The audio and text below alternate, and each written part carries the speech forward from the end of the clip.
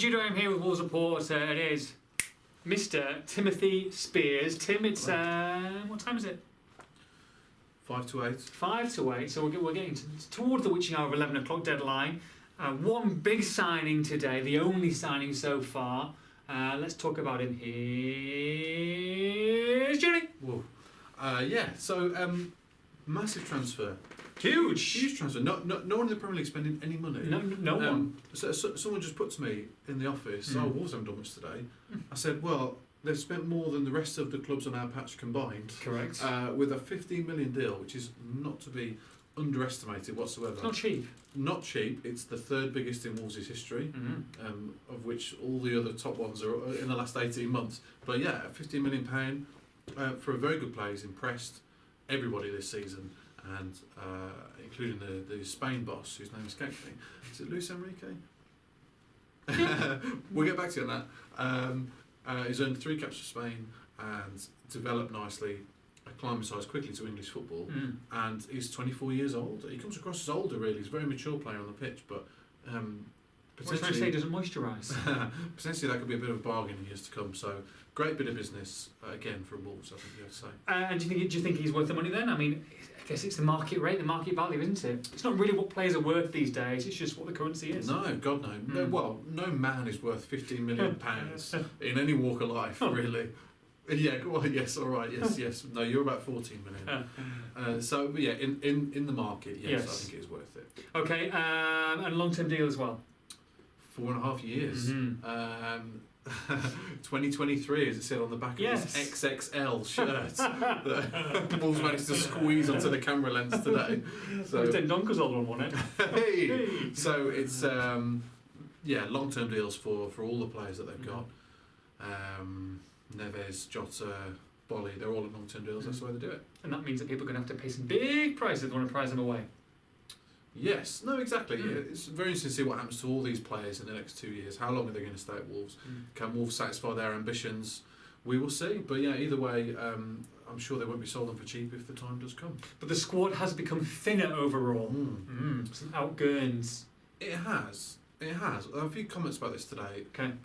But the players they've allowed to leave, none of them have played since very early November. Yes. So the key to it here, and we'll talk at length about this on the ENS Wolves podcast to be recorded this evening. Yes. But the key is injuries. If they don't have any injuries, there's no problem at all. So they've let some fringe players go, as you alluded to. The headline grabber being Leo Bonatini, who again, no surprise that he's gone. I'm glad he's gone to a Championship club. Yes. In Nottingham Forest, and I think that's a good chance to prove himself. Again at that level, it's been a long time since his last goal, but we know he can score goals at that level, and hopefully earn himself a move there. I don't think his future's up. He's at Wolves. Forest, I gather, have got an option to buy him in the summer. So you're pretty sure he's played his last game for Wolves then? Do we think? I would have thought so. Yeah. If there's only one striker at the club in Raul Jimenez, and Bonatini can't even get on the bench. It's not great at the moment. Then you can't see a future for him. No. Okay. And who else has gone? Dominic Iorfa is set to go.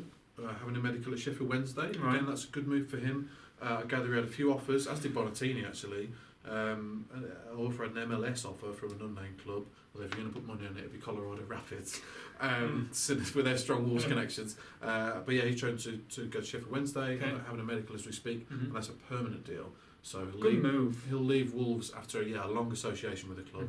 Been there since he's 15, I think, and he's 23 now. Just hasn't happened for him under Nuno. So, but good, he's been in limbo for 6 months playing under 23s football. So really important that he got a move. So well done to him. Under Brucey. Yeah. Next, Donovan Wilson has gone to Exeter. Right. In League 2 on loan. He's been at Jamaica for the first half of the season and done well, scored goals, and now he's off to Exeter. So he's gone. And then 2 others they'll try and get out tonight. Go on. Connor Ronan. Yeah. Didn't happen for him at Walsall. I mean, this is a club. Rate them. Who are they? Connor Ronan, in the most left field deal of the day, certainly involving Wolves, is in discussions with FC Dak. Oh, honestly, top draw. Dak, great place. or FC DAC. I don't know. Anybody know? Christian Herc is already there. Young Wolves player, so he'll join him there in discussions. Yeah. We'll see how he gets on. What's a manager like that? Or Dave. Dave Brown. If it's not Zilard Nemeth, I don't know who it is. I'll take that. Good borough connection. I like that. Yeah, go on. Dominic, we wish you all the best. Yeah, we do. FC Dak. Right. Okay, cut away. Okay, where's Joe Mason going? What's Joe Mason's destination? Lost the plot a bit there, didn't we? We did lose the plot slightly. It's been a long day. Maybe one for the bloopers. Been a long day. Joe Mason. Joe Mason. Had a few options next to the players that have moved on. Joe Mason's got a big question mark. Yeah. We don't know where he's going to end up. No. If it's nowhere, it'll be FC Jamia. Okay. I'm sure, because that's where Wolves tend to send their fringe players, shall we term it. Yes. But anyway, no, I jest, or maybe not. We'll see. We'll see where Joe Mason ends up. Hopefully he gets a club. Didn't work out for him at Portsmouth. So yeah, we'll see. Okay, good stuff. Right, so there's about 3 hours left, or 2.5 hours by the time I've edited this. Yes. People are going to say, but Tim, if Raúl gets injured, who's going to play up front? So, I mean, they've had plenty of time, they're 7th in the table, obviously an attractive prospect for people to come into the club. However, the rivals haven't really strengthened either. So if it's horses for courses, same as, Wolves are looking pretty good. But if that injury does come, and hopefully it doesn't, are they in trouble? Should they have got back up for Jimenez? No, you make a good point about their rivals. Everyone's in for a striker and nobody's got one, really. I mean, Wolves were linked heavily with Sada Azmoun. Sarden. From Ruben Kazan. Right. The Iranian Messi. He's been the 6'1" striker has been dubbed by somebody, not by me on my hand. He's a target man. Are you sure he didn't? Are you sure you read it right? He's not a Messi Iranian. Brilliant.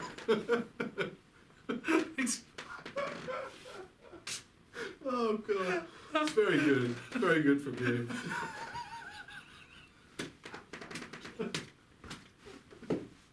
Okay. Very good. I'm missing this for the book. No, this must be my property. Okay. Oh goodness me.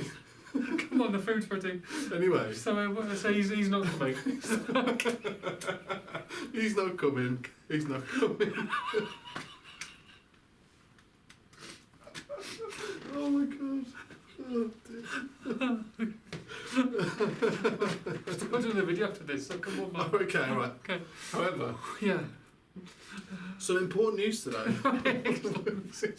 which I think you've forgotten about. Okay. Sam Vokes Oh yes. has gone to Stoke City Yes. for How much? 7 million. How much? £7 million.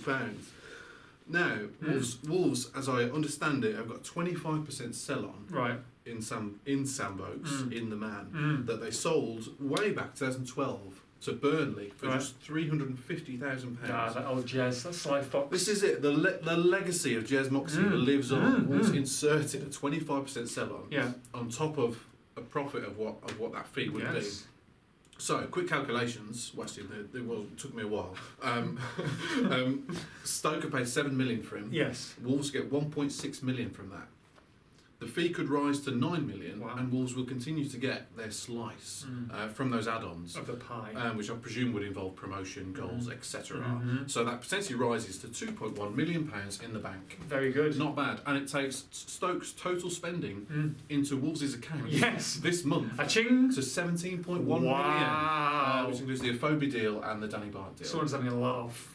Somebody is, that covers the Johnny fee. So there you go. Very good. That it then? That's it. No strike. Definitely no one. No one's going to come in. You're going to get called 9:58 saying we're still potentially doing a deal here. We don't want to repeat a year ago. No, we do when not. When a Afobe deal dragged on till 1 a.m. I asked somebody recently if anything is happening, and I was told nothing. Okay. So unless that changes in the next 3 hours, then that's your lot. Tell you what, the biggest news of the day is though. Yeah. Biggest news of the day.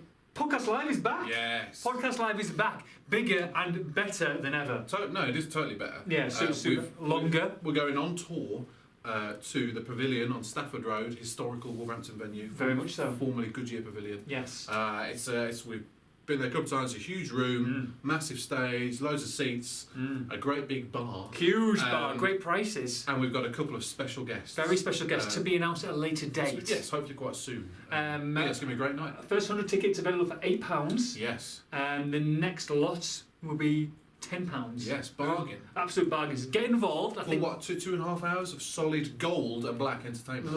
Legendary entertainment. Myself and Timothy shall be there, of course. And Abuse of the Week Live. If you want to abuse it, just turn up. Tuesday 19th of March, if you're interested. Like it. Why wouldn't you be? Right, we're going to go and record the podcast now as well. Yes. For the latest news, make sure you log on to expressthestar.com.